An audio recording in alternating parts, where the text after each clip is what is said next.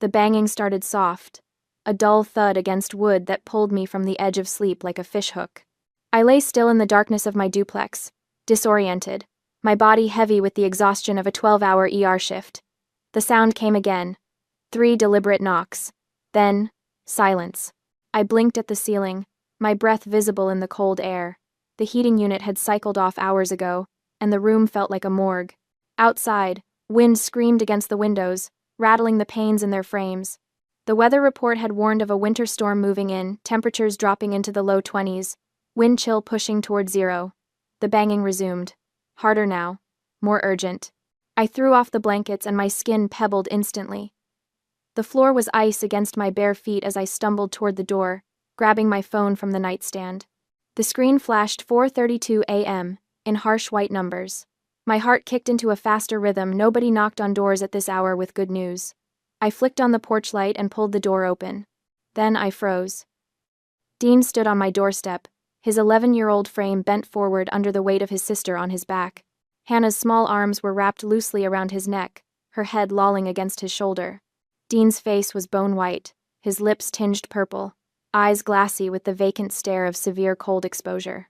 He wore long pajama pants soaked through at the knees, sneakers dark with ice melt, no socks.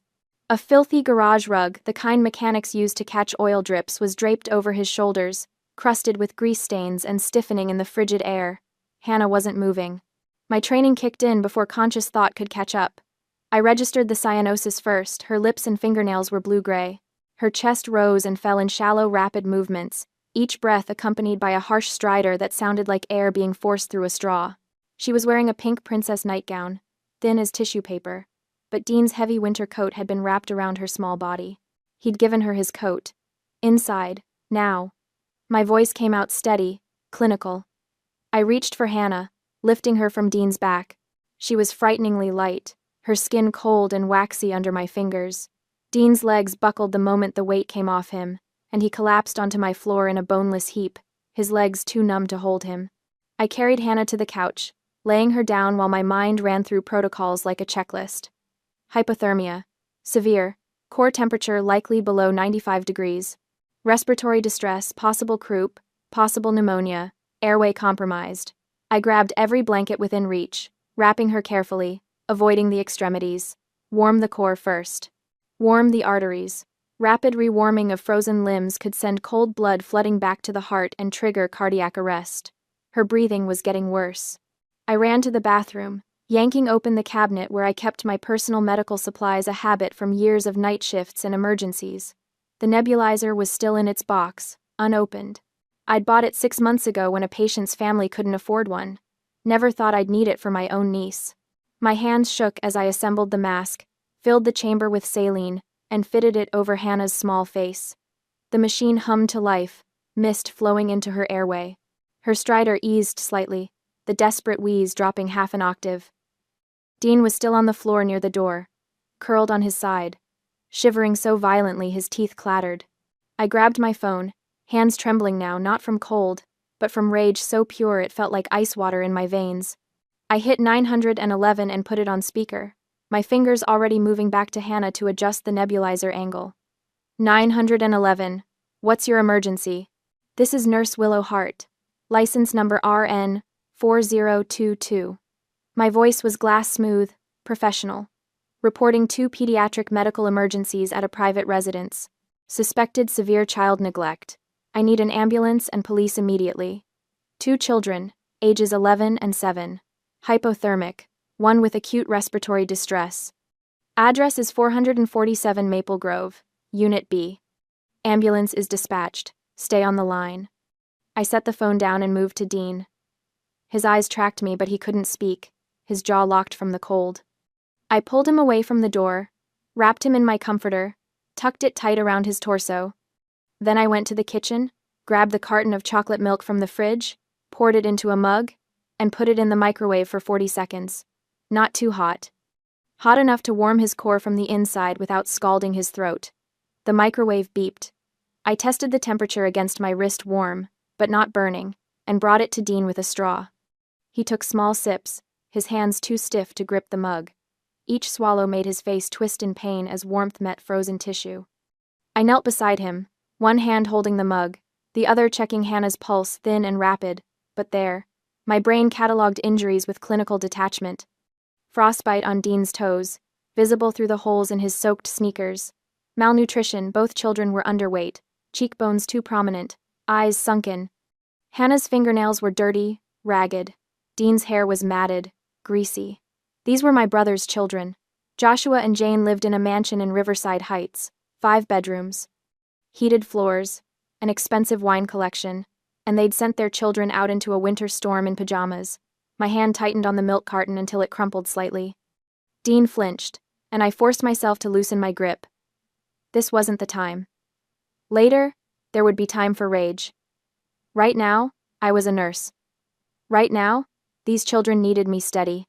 Sirens cut through the wind outside, distant at first, then louder, red and blue lights washing across my windows.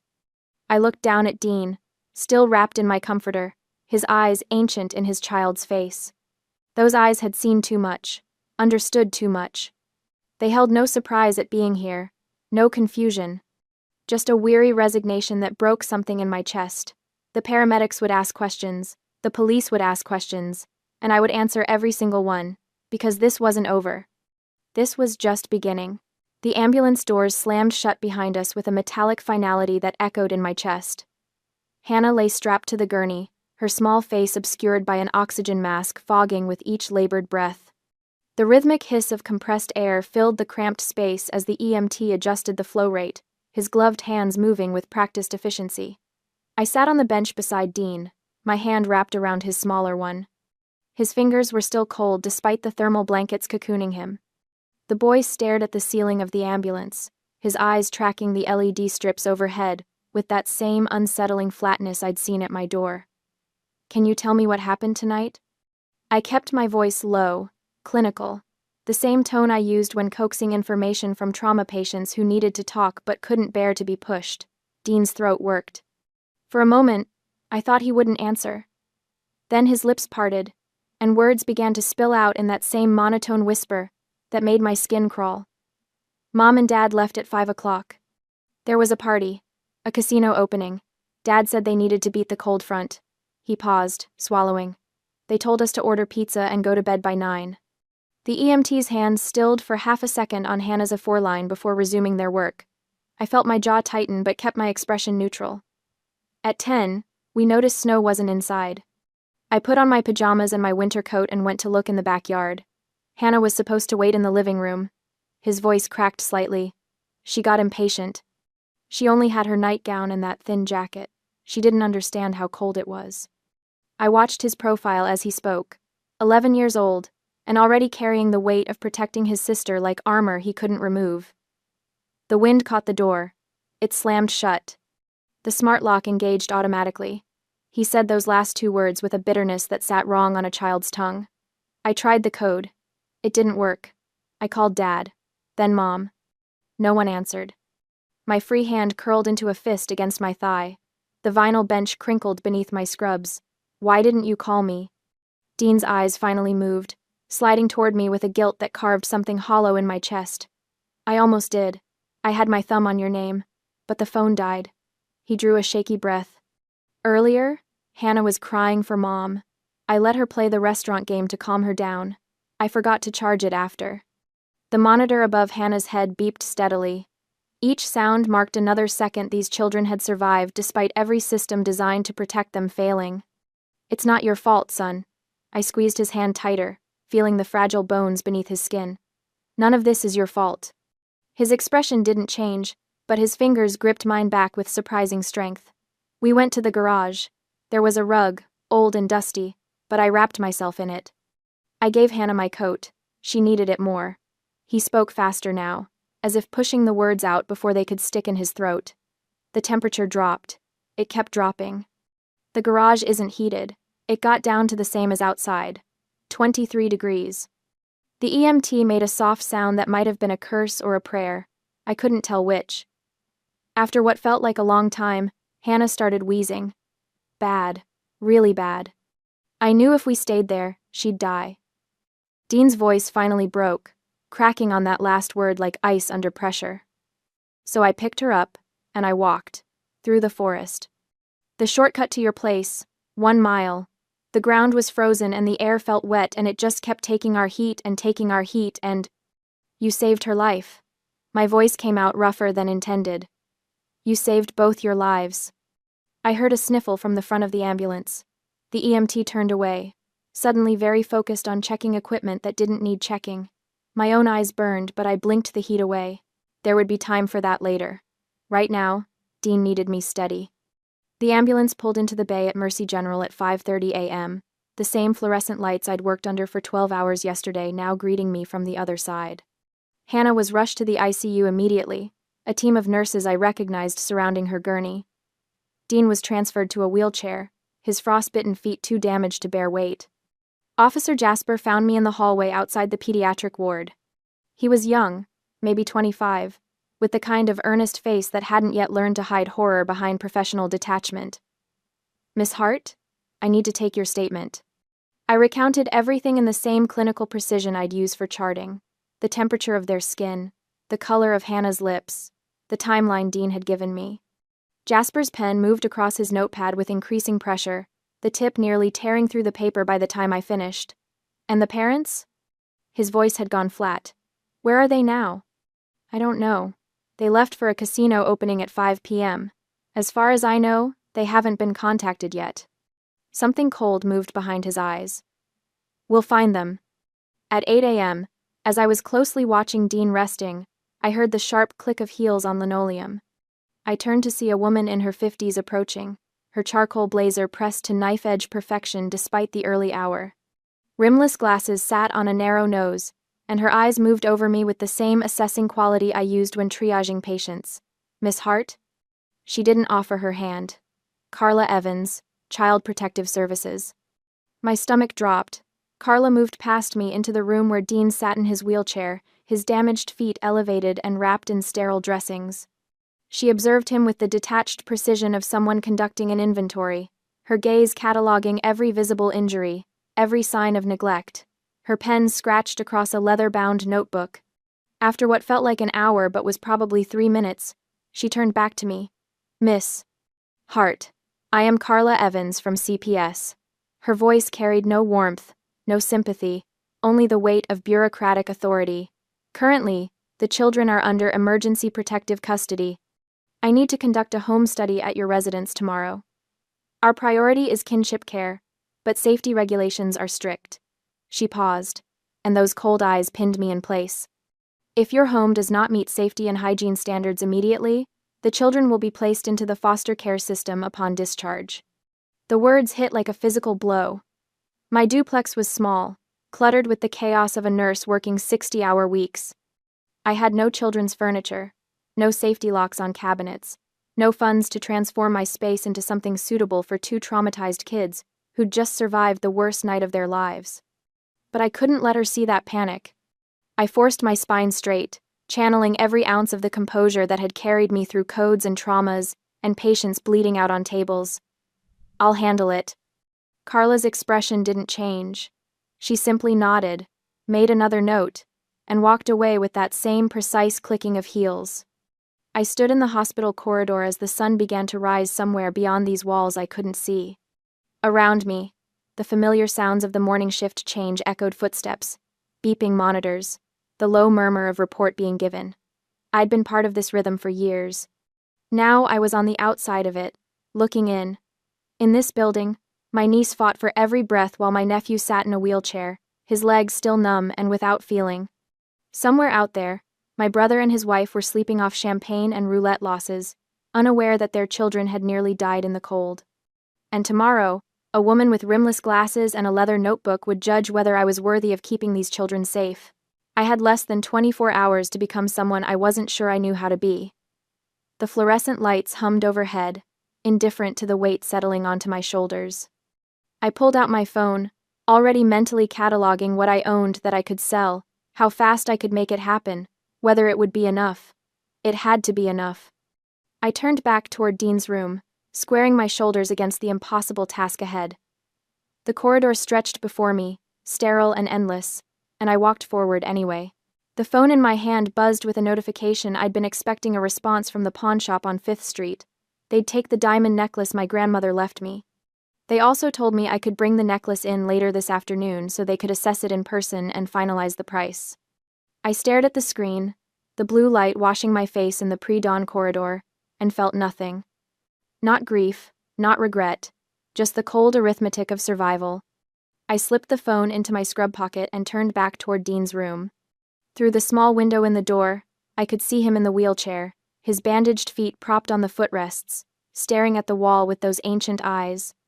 A child who'd carried his dying sister through a frozen forest shouldn't look like that, empty, waiting, resigned to whatever came next. I wouldn't let him wait anymore. Earlier, at 6 to 10 a.m., the wind had teeth as Officer Jasper pulled his collar up and approached the Hart mansion, its modern facade glowing with recessed lighting that probably cost more than his annual salary. Motion sensors flickered to life, illuminating the curved driveway where a Tesla sat covered in frost. Jasper pressed the video doorbell. A soft chime echoed somewhere inside the cavernous house. He waited 10 seconds, then pressed again. The small camera lens above the button blinked red, recording. Mr. Hart, this is Officer Jasper with the police department. We have confirmed there is no guardian at this address during hazardous weather conditions. Your children are in emergency care at Mercy General Hospital. He paused, letting the words sink into whatever device was capturing this moment. You are required to present yourselves immediately to speak with Child Protective Services. Any delay will be recorded as child abandonment. Silence. Just the whistle of wind through the decorative columns flanking the entrance. 40 miles away, Joshua Hart been dozing in a leather chair at the high-stakes blackjack table, his chip stack diminished to a fraction of what he'd started with. Jane was somewhere near the slot machines, her 5th martini making her laugh too loud at something that wasn't funny. The notification made his stomach drop before he even opened it. Front door motion detected. He fumbled with his phone, nearly dropping it. The app loaded slowly, always slowly, when you needed it fast. Then the feed appeared. 2 uniformed officers standing on his porch, one speaking directly into the camera. He didn't hear the audio. Didn't need to. The rigid posture, the official gestures, the squad car visible in the driveway, he knew exactly what this was. Jane. His voice came out strangled. Jane, we need to leave. Now. She looked up from her drink, mascara smudged beneath her eyes. What? We just got here. The police are at the house. Her face went white beneath the foundation she'd applied 12 hours ago. The ER lobby smelled like burnt coffee and anxiety. I'd just finished checking my online bank account, calculating how fast I could liquidate everything when the automatic doors burst open at 9 o'clock sharp. Joshua came first, his expensive suit wrinkled like he'd slept in it. He had, his hair stuck up on one side where he'd tried to smooth it down with wet fingers in the car. The Rolex caught the fluorescent light, gleaming obscenely against his pale wrist. Jane stumbled in behind him, still wearing last night's evening gown. The silk dragged on the floor, stained along the hem. She reeked of gin and cigarette smoke. Where are they? Jane's voice cracked across the waiting room. Heads turned. Where are my babies? A security guard stepped forward, hand raised. Ma'am, you'll need to. I'm their mother. She lunged toward the nurse's station, heels clicking erratically. Someone tell me where my children are right now. Joshua spotted me standing near the hallway entrance. For a moment, our eyes met. I saw him calculate, watched his expression shift from panic to something sharper. He straightened his jacket and walked toward me with the confident stride of a man used to getting what he wanted. Willow. He kept his voice low, reasonable. The voice he used when he needed something. Thank God you were there. This whole thing, it's a terrible misunderstanding. I didn't move. Didn't speak. He stepped closer, dropping his voice to a whisper. I know how hard nursing school was for you. Those loans, what are you carrying now? 60,000? 70? His breath smelled like alcohol and desperation. I'll pay them off. All of them. Today. Just tell the police this was an accident. My hands were shaking. I pressed them against my sides, felt the rough fabric of my scrubs ground me. You locked your children outside in 23-degree weather. We didn't lock, the smart lock malfunctioned. You know how technology is. His smile was practiced, polished. Think about it, Willow. No more debt. You could finally breathe. No. The word came out flat. Final. His smile evaporated. You're making a mistake. The only mistake was letting you near those kids for 11 years. His hand shot out and gripped my arm, fingers digging in hard enough to bruise. Listen to me very carefully. I will hire the best attorney in this state. I will strip that nursing license right off your wall. You'll never work in healthcare again. You'll... Joshua. Jane appeared at his elbow, her voice taking on that practiced sweetness she used when she wanted something. Maybe Willow just needs time to think about what's best for the children. A stable home, their own rooms, everything they're used to. She looked at me with eyes that were calculating beneath the smudged makeup. You live in a duplex, right? How many bedrooms? Something cold and sharp crystallized in my chest. I met her gaze and watched her confidence flicker. 1, I said.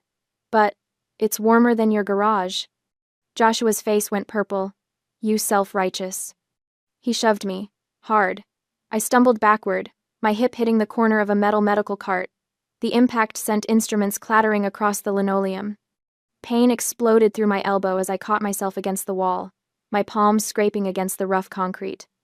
My thick winter coat had absorbed some of the blow, but my arm throbbed where I'd connected with the cart's edge. Don't touch her. The voice was small but fierce. Dean actually stood, gripping the arms of his wheelchair, his bandaged feet bare against the footrests. His face was white with pain, but his eyes burned. Don't you ever touch her. His voice cracked, rising to a scream. You left us. You left us to die, and you don't even care. Jane stared at her son like she'd never seen him before. Her mouth opened, closed. No sound came out. Security! The nurse at the station was already on the phone. We need security to the ER lobby immediately. 2 guards appeared within seconds. The police received the call. 5 minutes later, Officer Jasper appeared on the scene. Joshua tried to back away, hands raised, already shifting into his reasonable man persona. This is a family matter. My sister is clearly upset and making... Turn around. Jasper's voice was ice. Hands behind your back. You can't be serious. I said, turn around. Jasper pulled out his handcuffs. You're under arrest for assault and disorderly conduct. The metal clicked around Joshua's wrists with a sound that echoed through the silent lobby. His face went from purple to gray. Jane started crying, real tears this time, or a convincing approximation. This is insane. We came here worried about our children and she's trying to frame us. Jasper turned to her, his expression unchanging. Jane Hart, you're also under arrest for child endangerment and disorderly conduct. He nodded to another officer who'd appeared. Read them their rights. I stayed against the wall, cradling my scraped palm. My elbow throbbed. The officers led Joshua and Jane toward the exit. Joshua tried to turn back, tried to say something, but Jasper's hand on his shoulder kept him moving forward. Dean sank back into his wheelchair, his small body trembling. A nurse rushed over to check his feet, scolding him gently for standing. He didn't seem to hear her. He was looking at me. Are you okay? His voice was barely a whisper. I pushed off the wall and walked to him, my legs unsteady, knelt down so we were eye level. My palm stung where I'd scraped it, and I could already feel the bruise forming on my elbow, but none of it mattered. I'm okay, I said. Are you? He nodded. Then, so quietly I almost missed it. Thank you. I reached out and took his hand, the one that wasn't hooked to an IV, and held it gently. His fingers were still cold. Behind us, the security cameras had captured everything. The hospital was already pulling the footage. My arm hurt. My palm was bleeding. I had less than 20 hours to make my duplex suitable for 2 children I barely knew. But as I watched the automatic doors close behind Joshua and Jane, their expensive clothes and empty promises disappearing into the cold morning light, I felt something I hadn't felt in years. I felt strong. The next morning arrived under a cloak of dull winter light. Outside Joshua's mansion at 8:55 a.m., the house looked carefully styled, what Jane liked to call a symbol of their standard of living. Carla's sedan pulled up precisely at 9 o'clock. Officer Jasper followed in his patrol car. Neither vehicle belonged in this neighborhood of pristine driveways and ornamental trees. Ready? Carla asked, stepping out with a leather portfolio tucked under her arm. Officer Jasper entered the emergency code taken from Joshua's testimony. unaware that it wasn't the same code Dean had memorized. The door clicked open with a cheerful electronic chime, the same sound that had sealed two children outside in 23-degree weather. The foyer opened into a vaulted living room. Italian leather furniture formed perfect right angles around a glass coffee table. A wine cabinet stood against the far wall, backlit and temperature-controlled. In the cabinet sat 12 bottles of red, their labels turned outward like small badges of sophistication. Carla walked to the kitchen. Her heels clicked against marble tile. The Sub-Zero refrigerator hummed with expensive efficiency. Carla pulled it open. The interior light revealed 2 slices of pizza in a grease-stained box, the cheese spotted with blue mold. 3 energy drinks, a half-empty bottle of vodka, nothing else. No milk, no vegetables, no bread, no evidence that children lived here at all. Officer Jasper opened the pantry. A bag of stale tortilla chips, a jar of olives. Carla uncapped her pen. She made a mark on her form. The scratch of ink on paper felt final. "Second floor," she said. Dean's room sat at the end of the hallway. The door hung slightly ajar, revealing walls painted a fashionable gray. A mattress lay directly on the hardwood floor, no frame, just a bare fitted sheet and a thin blanket. In the corner, a professional ring light stood on a tripod, its cord snaking toward an outlet. Carla photographed everything: the empty space where a bed should be, the ring light, the closet containing 3 pairs of jeans and 4 shirts, all too small. "They threw out his bed," she said, "to make room for Jane's streaming setup." Officer Jasper's jaw tightened, but he said nothing. Hannah's room was worse, a toddler bed she'd long outgrown. A pile of stuffed animals that looked like they'd been purchased in bulk and never touched. The window latch was broken, leaving a draft that made the curtains flutter. Carla made another mark on her form. Then another. They went back downstairs. Officer Jasper moved to the garage door and stepped outside. When he returned, an elderly man in a cardigan followed him inside. Mr. Clint from next door. He was always in his garden, pruning roses with careful attention. "Thank you for coming over, sir," Officer Jasper said. "You mentioned you'd observed some concerning behavior?" Mr. Clint's hands shook slightly as he removed his glasses and cleaned them on his sweater. "Those two, the parents, they're party animals. Every weekend there's noise until 3, 4 in the morning, White Claw cans all over the driveway." Carla's pen hovered over her notepad. "And the children?" Mr. Clint's face creased with something that looked like shame. "The boy, Dean. I used to see him dragging these heavy black trash bags to his little red wagon. Took me a while to figure out what he was doing." "What was he doing?" Carla asked, though her tone suggested she already knew. "Collecting their empties, taking them to the bottle return machines at Kroger. Mr. Clint's voice cracked. "The more they drank, the more money he had. I'd see him and his sister sitting right there at the store entrance afterward, tearing into Lunchables like they hadn't eaten in days." The room went quiet. Even the expensive refrigerator seemed to stop humming. "I asked him about it once," Mr. Clint continued. "Asked if everything was okay at home. He just stammered something about being too busy playing to eat dinner." He looked at Carla, then at me. "That wasn't the truth, was it?" "No, it wasn't," Carla said. Carla made 3 more marks on her form. When she looked up, her expression remained professionally neutral, but her knuckles had gone white around the pen. "Environment unsafe," she said aloud, checking a box.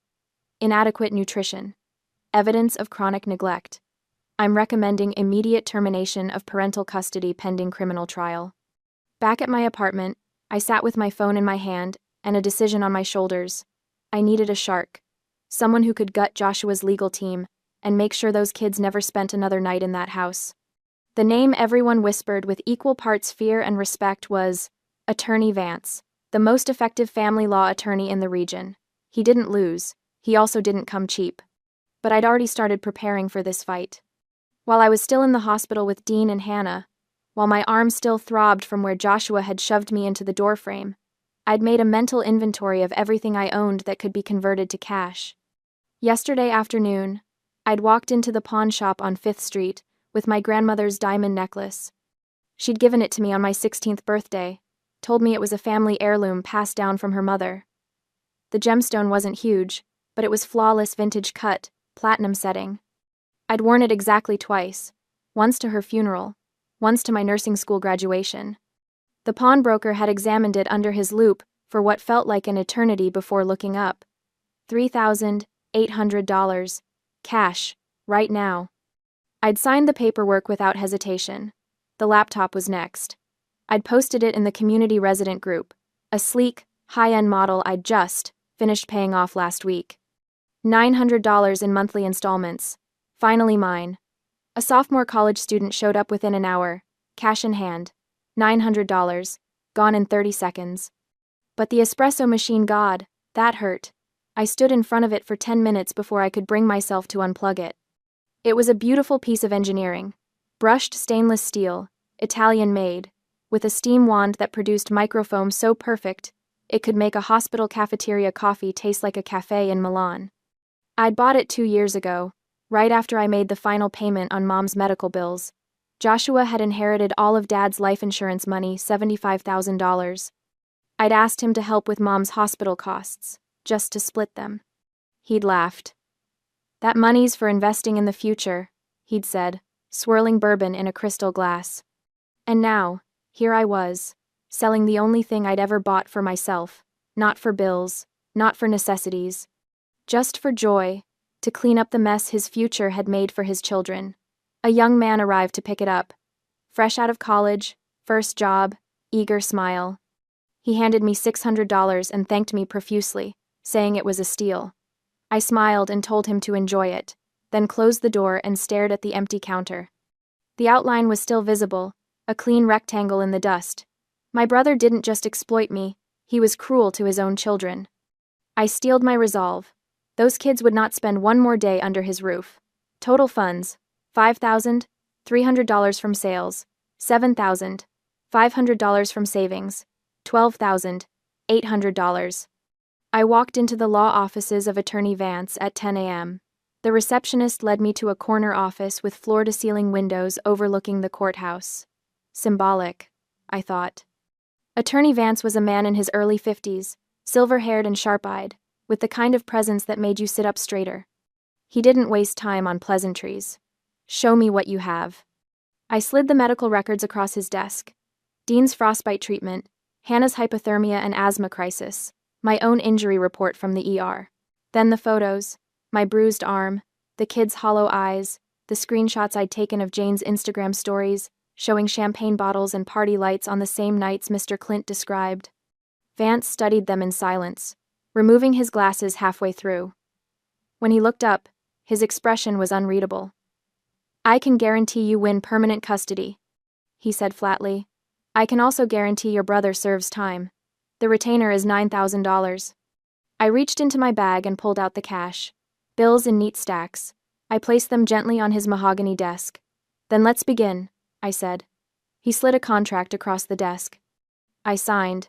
This transaction, this exchange of every material thing I valued, was purchasing a peaceful future for 2 children who'd never known one. The afternoon, Carla Evans arrived at my duplex for the home study. She swept through the apartment with the precision of a drill sergeant, checking expiration dates on every carton of milk in the fridge, shaking the newly assembled bunk beds to test their sturdiness. I'd stayed up until midnight putting those beds together, my hands blistered from the Allen wrench. She paused in front of the kitchen counter, the empty space where the espresso machine used to be, and I saw her eyes linger there. Then she looked at the stack of receipts I'd left on the table. New bedding, children's clothes in the correct sizes, asthma medications, a humidifier for Hannah's room, nightlights shaped like stars. Carla picked up the receipts, studied them, then set them down. She uncapped her pen, stamped "Passed" on her clipboard, and looked me in the eye. "You can pick up the children tomorrow morning." That nod, brief, professional, almost imperceptible, was the most valuable validation I'd ever received. Day 3. Morning. Hannah had recovered faster than expected. Her oxygen saturation levels were stable, her breathing clear. The doctors were cautious her lungs would need monitoring, follow-up appointments, a strict medication schedule, but because I was a pediatric RN, with the skills and training to manage her care, the hospital felt completely reassured, releasing her into my custody. Dean walked through my door first, Hannah's small hand in his. He looked around the apartment, the mismatched furniture, the coffee pot on the counter, cheap drip, nothing fancy, the empty space where something clearly used to be. Then he saw the bunk beds in the corner room, the quilts I'd bought in primary colors, the wooden toy chest already stocked with books and puzzles. His eyes wavered. He didn't cry, this kid had been trained not to, but I saw the crack in his armor. Hannah, still weak but smiling, lit up when she saw the 2 teddy bears on the bottom bunk. They were the latest models, the kind every kid in her class probably begged for. I'd seen her looking at them through a store window once, months ago, when I'd taken her and Dean for ice cream. She hadn't asked for one, she'd just looked. Now she had 2. "This one's yours," she said solemnly to Dean, handing him the blue bear. "We match." Dean took it, clutching it like a lifeline. I knelt down, meeting their eyes. "This is home now, for as long as you need it, forever, if that's what you want." Dean looked at the empty counter again, then back at me. He didn't say anything, he didn't have to.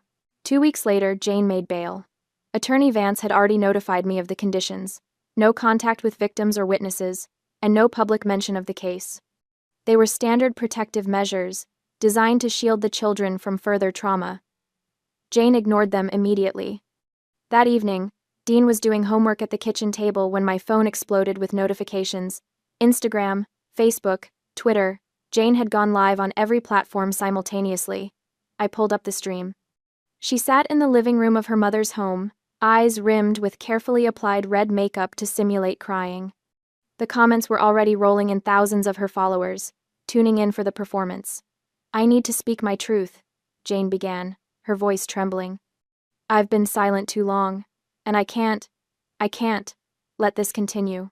My children were taken from me by a jealous, vindictive woman who has always resented my happiness." My stomach dropped. "My sister-in-law, Willow," she continued, saying my name like a curse, "is a lonely, bitter spinster who couldn't stand to see me with a loving family. She lured my babies away with promises of toys and treats, then called the authorities with fabricated stories of neglect. The door code incident? A simple mistake. Kids forget things all the time." But she twisted it into something sinister.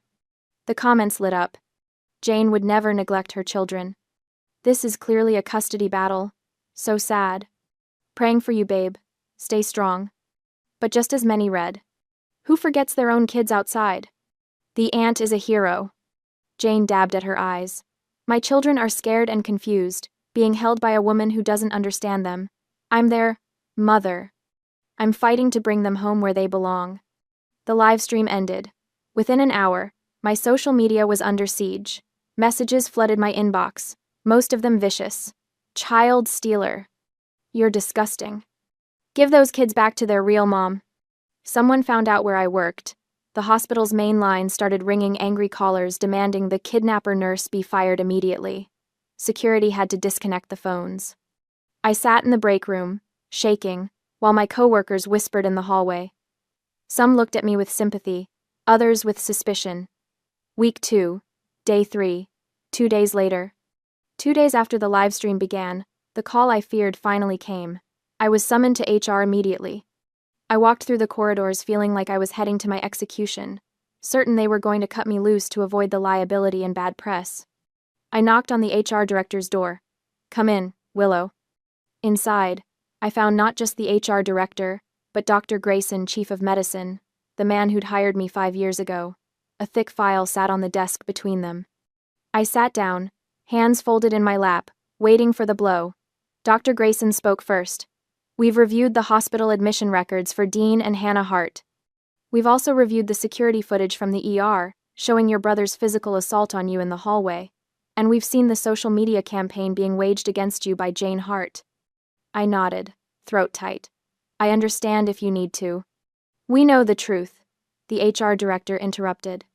Her expression was steel. "We know you did the right thing, and we're not going to let an influencer with a vendetta destroy the career of one of our best nurses." I blinked. "What?" Dr. Grayson slid the file toward me. "The hospital's legal department has prepared a countersuit for defamation and libel. Jane Hart made specific, false claims about your character and your professional conduct. She did so publicly, to an audience of over 100,000 people, causing direct harm to this institution and to you personally. We have documentation, witnesses, and video evidence to refute every claim she made. We're going to bury her, the HR director added quietly. I stared at the file, then at them. You're supporting me? Willow? Dr. Grayson said, and his voice was gentler than I'd ever heard it. You've dedicated to this hospital. You've worked double shifts, covered holidays, trained new staff, and saved countless lives. When your mother was sick, you didn't miss a single shift. You're the kind of nurse we build a hospital around. So yes, we're supporting you, unequivocally.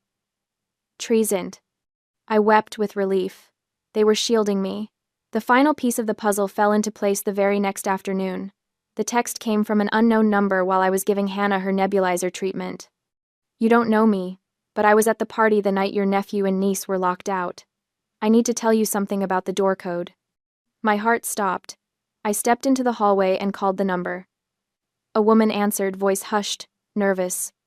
I can't give my name, she said. But I was friends with Jane, and after seeing her on that live stream, lying through her teeth, I couldn't stay quiet. What happened? I asked. At the party, Joshua was showing off. He'd just installed this fancy smart lock system and wanted everyone to see how advanced it was. He pulled out his phone and demonstrated changing the code remotely. Made a big deal about how secure it was, how he could control it from anywhere. Everyone went, ooh, wow, and he loved the attention. He was drunk, so proud of himself, and then he just kept drinking. I don't think he ever sent the new code to Dean. I sat down hard on the hallway floor. It wasn't an accident. I whispered. No, the woman said. It was negligence born of arrogance. I'm sorry. I should have said something sooner. You're saying it now, I told her. That's what matters. I thanked her, ended the call, and immediately forwarded the information to Attorney Vance. Attorney Vance moved with predatory speed. He subpoenaed the smart lock company's server logs, using the witness's tip as grounds. The data was damning. It showed that at 11:47 p.m. on January 14th, the code had been changed remotely via Joshua's iPhone to 8264. Dean hadn't forgotten the code. His father had changed it and never told him. Armed with this evidence and the recording of Jane's livestream, Vance went to court. He presented the video as proof of bail violation. The judge issued an immediate order, and police arrested Jane in the middle of preparing for another broadcast.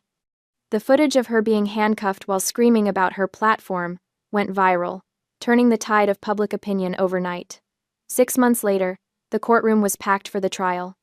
Jane's high-priced lawyer tried to argue that the house was merely messy, but Carla Evans destroyed that defense on the stand. She described the lack of food, the mattress on the floor, and the $18,000 wine cabinet in a house where children were starving.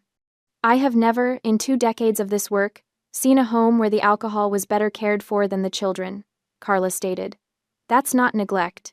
That's calculated torture. The sentencing was severe. Joshua Hart received 5 years in state prison for child endangerment and felony neglect. Jane received 2 years. Both had their parental rights terminated permanently. To avoid a crushing civil lawsuit, Joshua accepted a plea deal. He would liquidate the mansion and luxury cars to pay off debts. The remaining equity, approximately $300,000, would be transferred directly into a trust fund for Dean and Hannah, managed by me. Additionally, 40% of his future income post-incarceration would be automatically garnished for child support. I sat in the courtroom watching my brother lose everything, feeling no joy, only the immense, quiet relief of safety. The suburbs smelled different, cleaner somehow, like fresh-cut grass and possibility.